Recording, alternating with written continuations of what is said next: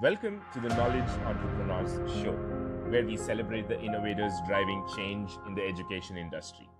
At Edison OS, we've worked with over 500 knowledge entrepreneurs to turn their edtech ideas into profitable businesses. Hi, Corey. Welcome back to the Knowledge Entrepreneur Show. Thanks so much for taking time out again for this. Thank you for welcoming me. I can't believe you came back around, but I'm excited because it was fun the first time. My pleasure, Corey. Corey, my first question to you is, unlike last time, the last episode, we're jumping right into the topic. Now that we know each other, so what was your first reaction when the tests went digital, like SAT went digital last year? So the one thing that I've always heard students be concerned about, and even teachers, is getting their scores back. And with paper testing, they had to send the test off and all of this, that, and the third. The thing that I have loved about digital, first, is coming from the test coordinator position. As a test coordinator, the setup and cleanup is substantially better. It takes me all of maybe 10 to 12 minutes to clean up after the test. I don't have to organize anything. Everything's locked in and housed in. The next thing that I have to say that I like as a testing coordinator with the digital test is merging of profiles. So at my school, we run a test day. So every student, we register them for the SAT. They don't do anything but show up on test day. By having it all digital, I have spent the last couple of days merging accounts from a process that used to be 2 to 3 business days because you also had to talk to people. It is very streamlined now because it's all digital. So College Board, who runs the SAT, has managed to figure out some way. They pull like data together and they merge the profiles. It takes like maybe 5 to 7 minutes. So I am loving that. And kids are more used to digital presentations of their materials nowadays. So it's all in all win. Got it, Corey. And you also do a little bit of test prep tutoring. So how did this impact that aspect of your life? So it allowed me to go more digital in terms of how I deliver the material to my students. And it also allowed me to do more automated style tutoring. So I present kids with their learning management system. They work through that and then their data populates back to me. And I use that data to pick out their focus points versus how it was in the past where say we have this packet, we're going to go every question in the packet. Now with digital, I'm able to make data-driven decisions for the students, which help them better. And how much of it was in line with your expectations and how much was it the transition from SAT to digital SAT? I didn't have any expectations. I had one worry. And the reason that I had that worry is because I am, like mentioned earlier, I'm a testing coordinator. So I'm also running the NWEA MAP test and all of those. MAP has been digital since I've done it. However, we had a huge glitch. And that glitch prevented us from taking the test. I know the day that we ran our original test day with the first round of digital SAT, every other test was still on paper. PSAT, 8-9, PSAT, NMSQT, those tests were still online. Still on paper. But the digital SAT, and we ran it with some other schools in Montgomery, PG County, that was a hectic day. And I think I mentioned before, theirs kind of got shut down. And I think the Lord was just really kind to me because mine did not get shut down. We were the only school in that test day, October 11th, 2023, that was able to produce a test that day. 2023 or 2024? So the SAT went digital 2023. And they did their first round digital that year. We were one of the first schools. Yeah, we were one of the first schools allowed to do that. And they had a crash with College Board or something. I think the reason we were successful that day is because we had less than 115 kids taking the test. So our attack to the server was much lighter than a school that had 350 seniors. Got it, Corey. And so it's been more than close to 18 months, close to 1.5 years. What are your observations in general? And are you settled with the whole digitalization of SAT? I love it. I love the responsive scores. I love the easiness of student profiles because they have all of their test records in one place. The connection to Khan Academy or other tutoring platforms is perfect for these kids. Once again, the cleanup, the less amount of stress on my proctors because they do not have to worry about 1,000 materials. Literally, they have their test bucket, test tickets, and they go on. Also, I don't have to spend as much time at the forefront of the test, which is a beautiful thing. Got it, Corey. Great. As a coordinator, it's been you've been giving great feedback. As a one of the things that I've listened to people as from a tutoring point of view is one of the changes is the adaptive scoring methodology that digital SAT is adopted. So, what are your views on that? What do you see around you? How are students reacting to that? Are they okay? What I will say that I have seen, and not in terms of the adaptive scoring or questioning, because I don't believe it's CAT style still. I think it's still straightforward as it's been. However, what I have seen is the transition from practice to actual performance. Um, when I worked as a math teacher eons ago, when I was in my younger days, we always tried to show kids what a test question would look like prior to taking the test. They're not doing the exact same question, but they're seeing the style. So if they're technology enhanced questions, they know how to be prepared. By practicing on a digital platform and then transitioning to taking the test on a digital platform, the kids are performing better. We have seen in my particular school, we have seen a growth in scores. We went up 10 points, and we are now, if I'm not mistaken, 70% of our students are meeting or above benchmark. So that's been amazing. Got it, Corey. And as far as the as a tutor, what about when a student comes to you, do you have diagnostic tests, or how do you deal with that? How do you judge where the student is? So I rest on God. No, I'm joking. No, I do have a diagnostic test that all the students have to take when they sign up for my tutoring services. And I also get their student profiles. So I guess because I am a traditional teacher or trained teacher, when I ask my parents for information, they're probably confused on like, why is he asking for this? I ask for report cards. I'll say, can you send me a couple of their tests? These things give me insight to how they're performing in class. And then I also ask for comments that their teachers have provided because an in-tune teacher gives really good comments. I love to hear that a kid tries. Cool, you tried. That means we're going to be successful in this tutoring because if you're trying, you're willing to learn. And when you're being tutored, we've isolated you from the other students in the class so you can really hone in on your focus. Got it, Corey. Corey, since you're a test coordinator at a school, you not only do SAT, right? You also do ACT. Well, we don't offer the ACT. However, I do prepare students to take the ACT. They just have to take it outside of the school. But yes, I do have to offer anything that deals with standardized testing. I have to get the kids prepared for. But in terms of offering it at the school, we do not. So I'm not sure how familiar you are. I'm based in Maryland. In the East Coast of the United States, we don't often push the ACT. We push the SAT. This is good information as you go to promote and take it out. You'll find more success with the ACT in the South and the Midwest states. Got it, Corey. But any reasons for that? I'm not sure. I really have never understood that. I remember being in high school, and this is my 20th year out of high school.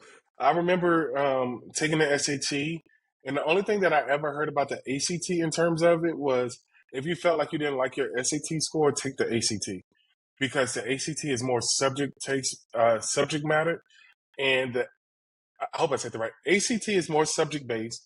SAT is more aptitude based. Right. Got it. And so no school offers both, is it, or it's just with your school? I'm not 100% sure. I can't make that comment. But what I will say is that there is a rarity in offering an SAT day. So I'm pretty sure there's even more of a rarity offering an ACT day. So, and I'll give you some information or backstory on the SAT day. Because I do work at a school that is considered low income, Title One, we offer these outside tests that you usually have to pay for free inside the school. Right. Okay, got it. So students get to take the SAT for free at your school, is it? Yes. Got it. But ACT they'll have to pay for outside. Yes. Now, on a personal Got level, it. there are fee waivers and things, but that is on a complete isolated to each child basis. Got it. And so, I mean, let's forget the private schools. All the public schools, if they are, let's say, they're opting for SAT or ACT, the students don't have to pay anything in general. Is that how it is? More than likely, if a school is offering the SAT day, they out of equitable reasoning, they have to offer it to every student present in the building. Got it, Corey. So Hmm. yeah, now it's adding up to me because every time I used to talk about people people talk about ACT. The biggest problem was the testing centers and all of those things. But I do understand now. And so would I be right if I said majority of the schools in US offer SAT and ACT is not yet up to the level of SAT in terms of schools offering uh, Correct. ACT, I right? correct. The ACT has always been what's considered a secondary test, or at least, and I won't say that Mm, as a statistical answer. I'll say that more as an opinionated based answer. But I've right, always right. seen that they're like, "Oh, try the ACT, try the ACT." I haven't seen too many schools push the ACT.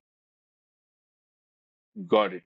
Okay, so what I've been hearing is ACT has been visiting a lot of schools and have been, trying to push ACT, get SAT replaced, and they're offering a lot of advantages, for the schools in doing so. Or what exactly they're doing, I'm not really sure, but this is something that I definitely did hear. Yeah, so I would probably love, we might see. I would love to connect with someone from ACT because my school does have an offering. Every kid in my school must go to college. That is a requirement when they sign up to go to our school.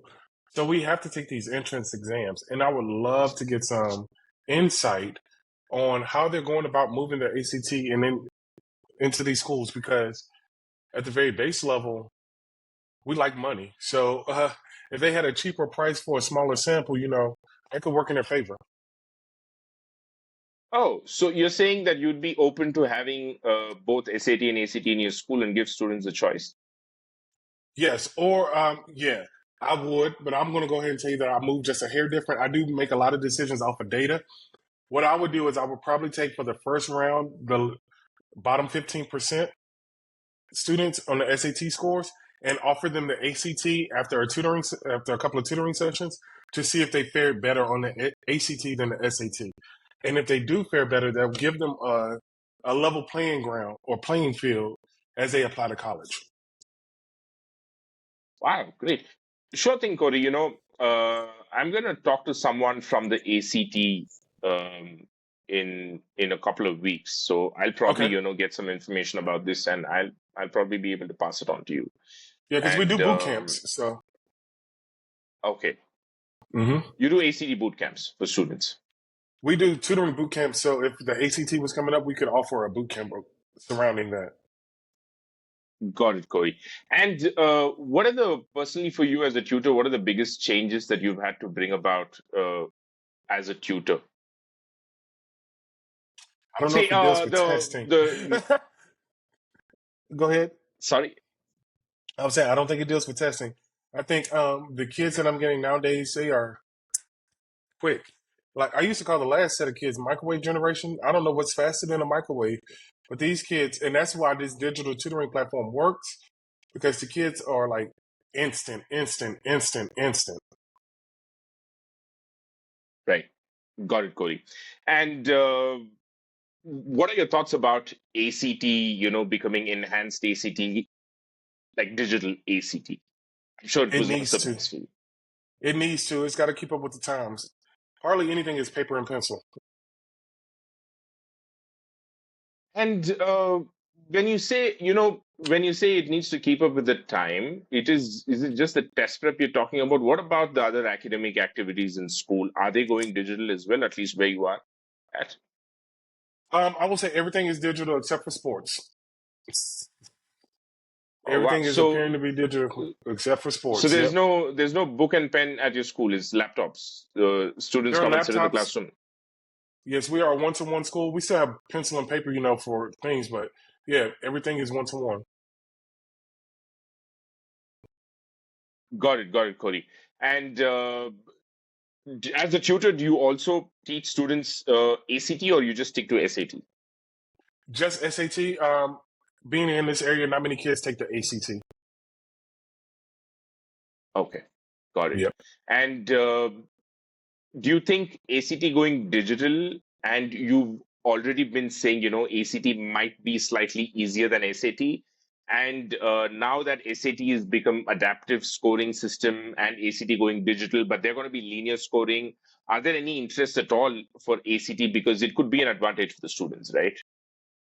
I think there should be. I will always promote any type of standardized test for entrance exams to students because they need to see the versatility that is offered out there for them to find success. Because at the end of the day, my goal as a teacher or as an educator is to show kids that they can grow and they can learn and be successful. So I always say that we have the resources.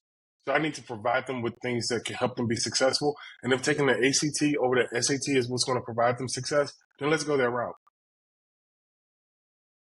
Got it, Corey. Corey, I'm just going to ask a few questions about how things work at the school level in terms of prepping. You said you have tutoring boot camps for the students. So when it comes to practice tests, what tools do you use, for the students? So currently there is a contract that I believe is ending this year. Thank the Lord, because I'm trying to get a new project in there. But there is a contract that we have with a tutoring company. They send a teacher in, and they are tutoring our students, the juniors right now, because the juniors will take a spring SAT, and they have been going through that. And it's about 6 weeks of tutoring for that. And then they take the test. I have seen the tutoring. It is hybrid, some digital, some paper pencil, and I think there's some better strategies out there. I'll say that. Got it. So when I asked you, how do you do the practice tests, you directly spoke about a contract you have with the tutoring group. So the practice test comes along with their services, is it? Yes. And I think sometimes when we get to these standardized tests and with tutoring in these standardized tests, we lean mostly on the fact that if this is a math section for the SAT, I believe because I know math, I can just teach math and they'll find success. Instead, I should be teaching testing strategies. For example, and I'm about to really nerd out with this. I saw recently a tutoring session going on, and the problem was how many solutions exist in these two equations. So it was a system of equations. And I saw the teacher tell them to solve for y, look at the y-intercept, all of these things. So now we have about three things to check for before we decide the answer. And in the back of my head, I was like, every kid has access to Desmos on their SAT. Just have them open it up and graph. So They I'm weren't like, doing that. Okay. you see what I'm saying? So being digital and Yeah. being Yeah. digital, it is going to make it easier because these programs will be built inside. But more so, it allows for the teacher to readily see which curriculum needs to be studied before we go into tutoring. Got it, Corey. And Corey, now when you say the school gets into a contract with the tutoring services, can you explain how the process is? How does it start? Do the tutoring services people have to approach you, or do you go and find some great people and do you approach them? How does it work? There are a lot of tutors This listening to this, by the way. mhm. The contract that we have currently was already in place when I was hired. Now, what I'm going through now is the presentation piece where I create a PowerPoint and I go into my principal's office and my president's office and I legit just do a presentation of everything. So we spoke last year and I do have a presentation from you guys, and that is what I will be presenting in a couple of weeks to them because I believe more so that we need to give kids an opportunity to see what they will see, which is practice digitally, take practice tests digitally, practice with Blue Book, all of these things that eliminate questioning when you get to the actual test. Got it, Corey. And are there chances that the existing tutoring service contract can get renewed? I'm not 100% sure. I think We should just wait. When we do our No, data I mean review, what I mean to ask is that's not ruled out, right? It's not like you are going to get someone else. right? That is not ruled out. But yeah, and I was starting to tell you what my argument was going to be because if I don't see a lot of growth, that's going to be my argument. Okay, and that is after when? After the upcoming digital SAT. Yes, the digital SAT is March 18th, and then in April I'll start my presentations. And I have a couple because I have presentations for that. I also do presentations for supplemental educational tech programs as well. So like Panorama, iExcel, those things as well. You would think I was a salesman, but I'm not. Oh no, you know what? It's just we believe that we are not, but the fact is we're always selling, no matter what job you're doing. When you're Uh huh. convincing somebody else to do the good thing. I mean, unfortunately, you got to sell today. You got to make a presentation. You got to show the Hmm. data and all of those things. And I think the problem is the salespeople have kind of messed up the whole selling thing for people to say, "Oh, I'm not a sales guy," but Right. and so, Corey, is there a opportunity now? Say, for example, you spoke about IXL, which are just pure tools, right? There are no, people that come along with IXL and stuff like that. Right. Would you also consider standalone practice, the SAT and ACT practice tools? So I will say that my school is not opposed to the standalone things. However, I will give you good insight on what they like at my particular school. There's a company called Beta Box. They run engineering programs. So what they do, it is a standalone, straight asynchronous style programming. However, there is full-time accessibility to an instructor. So if you wanted to utilize an instructor, you could, but you do not have to. And that really helps them. Oh, right. So essentially, what they're doing is they're selling the practice test plus the instructional time, but Yes. whether you want to go for the instruction or not is your choice. But you still anyway pay for both. Yeah. It's the instructor is just built into the total price. It's never going to be like, oh, you can buy this with no instructor. It's the instructor is tagged in. Oh, very interesting. And is it per practice test based pricing, or is it per student? Any number of times a student can take? How does it work? For that particular program, is each kit is assigned to a student. So let's say each kit is $25 per student. So if you have 400 students, it's done like that. And then there is one base price, and I think that base price is what includes the instructor. Got it. But every time a kid takes the test, it's $25 for each of the time the test is taken as a practice test. No, it is one POS, one point of sale, and it gives you through a timeline. So you get it from for this particular object we had from June to July, and that's what Oh, we pay right. for. Okay. And at the end of July, we had to send the materials back Okay. But as far because as it the was practice test, the students can take any number of times. yes, as long as we had the material, we could go over it as many times as possible. And what materials are these that you're talking about? Are they physical books? These so there's an online component and then Okay. there's a physical component. The online Hmm. component is the lesson, the curriculum, all of these things similar to your digital platform.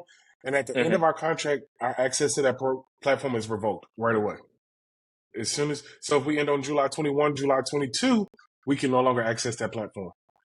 The other component that they have is that there is a physical like robot that we build. So that Oh. goes along with the curriculum. Yeah, because this is an engineering thing. It's not testing. This is engineering. And Oh, that right. Okay. allow Okay. yeah, yeah. Okay. And that we have to send back at the same time as when we complete. And inside of these programs is where we have the availability of the instructor as well. So Got I it, do Corey. Is think, this what's called the STEM course? The robotic thing? that's based in STEM. But the thing I think the biggest takeaway that we have from this is if you offer live instruction with your digital asynchronous learning platforms, you will get these school systems because a lot of people do not want to have to learn the technology. A lot of people do Right. not want to have to find an instructor to teach the technology. Right. Right. So you're saying schools would love a system where, you offer a digital offering that comes with somebody who's going to guide the students so that Hmm. there is no learning curve for the students as far as the platform is concerned. Correct. Correct. Got it. But Corey, are there resources available in your school? I understand that when you said you've got into a contract with a tutoring service, that the teachers in your school are equipped to train for the test prep. Is Hmm. is that understanding of mine correct? Yes. Okay. Or if they like, even if they are trained, is it that the rules of the school says the teachers can't train the students for the test prep? No, there's no rule for that. There's no rule for that. Okay. The only rule that takes place is that if they tutor for SAT, they can't proctor the SAT. That's the only rule that we have. Oh, right. The teachers at your school You, cannot proctor the SAT, but they can tutor for the SAT. if they can't do both, you can They, do one or the okay. other. Oh, okay. Got it. And the reason you get um, private tutoring people to come to teach the SAT is because of that reason. Exactly.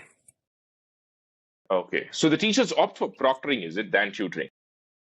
Yeah, the teachers, because I built a relationship, the teachers are up for whatever. However, there was a teacher that we had last year who had history tutoring English side, and we had somebody come in from the outside for the math. Got it.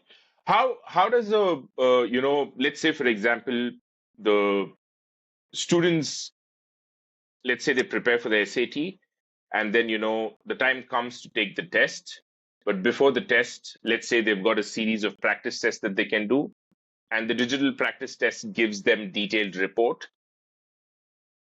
Would that be any useful or helpful for the students, Corey, or for your school as a system? Definitely, the detailed report would be amazing. Let me tell you what else I think would be very beneficial. Scores. Oh yeah. Scores. I think scores. So if I take the test once and I got a 980, and then I take it again in 4 weeks and I saw an improvement, I now have a increased faith in the program that I'm using.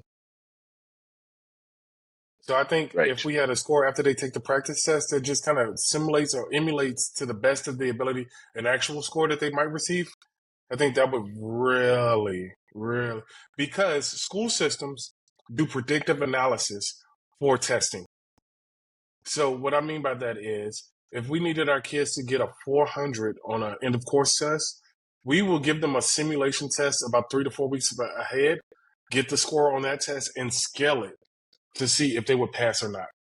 So any type of information like that provided, detailed reports, and the ability to map to individualized learning plans, you'll be the best.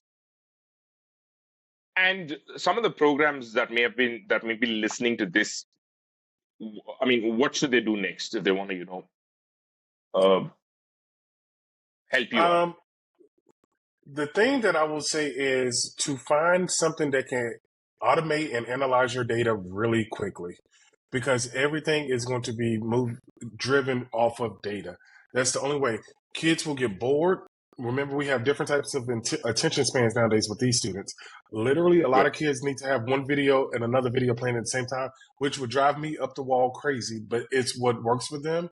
It's their attention. So by having readily available results, scores, opportunities, and personalized mapping, I think that'll bring on the success for the kids. I don't want to keep solving equations if I know how to solve equations. I don't. And by having an automated program that can read it and say that this kid is at a 95% in equations, so but they're in a 32% for series and sequences. Let's focus on that. Let's give them more of those. Got it. And if somebody has that, they just approach you, they write an email to you. Yes. Reach out to me at coreyj.muse@gmail.com. And I would love to have a conversation. I can work with you. Got it, Corey. And what's the duration of contracts that you sign typically? So they're usually 6 to 8 weeks. If you, those are the contracts I bring into the school. Me in a personal contract nature, completely on an individual basis. I've had students from 1 year. I have one student that I've had since he was in 7th grade, and he is a senior this year. I tried to tell his mom that he probably should experience a different type of math tutor, but they've been very comfortable. So those run on a different level. Got it, Corey. Corey, I'll probably just one other thing that I'd like to ask before Mm-hmm. we conclude. You spoke about, how you'd be interested in ACT. So if you can share what exactly are you looking for? What am I looking for in the ACT? Yeah, if your school wants to include ACT in addition to SAT as well. Oh, okay. Um, the biggest thing that my school is probably worrying about right now is cost, Okay, because we are a private school, and we are attempting to allow kids to get private school education without breaking their pockets. That's why we're the corporate work study school. That's why they go to work, and we have partnerships with businesses and things of that nature. So if you can cost and provide results of success, you'll be good to go with my school. got it, Corey.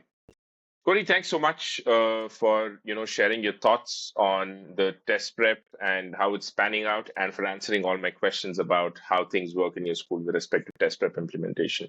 Really appreciate it. Thank you for reaching Pleasure out as having well. you. Definitely. Definitely, Corey. Also, Yeah, I know really. I mentioned my email very quickly. That might not stick with people. You can also find me on LinkedIn under Courtney Muse, and you'll see me right there. I think it's going to be the exact same face, so It is. that'll help you out. Okay. Thanks, Corey. Alrighty, Before you man. leave, Thank you I so just need to. much. Mhm. Thank you. It's my pleasure. Before you leave, I need to stop the recording.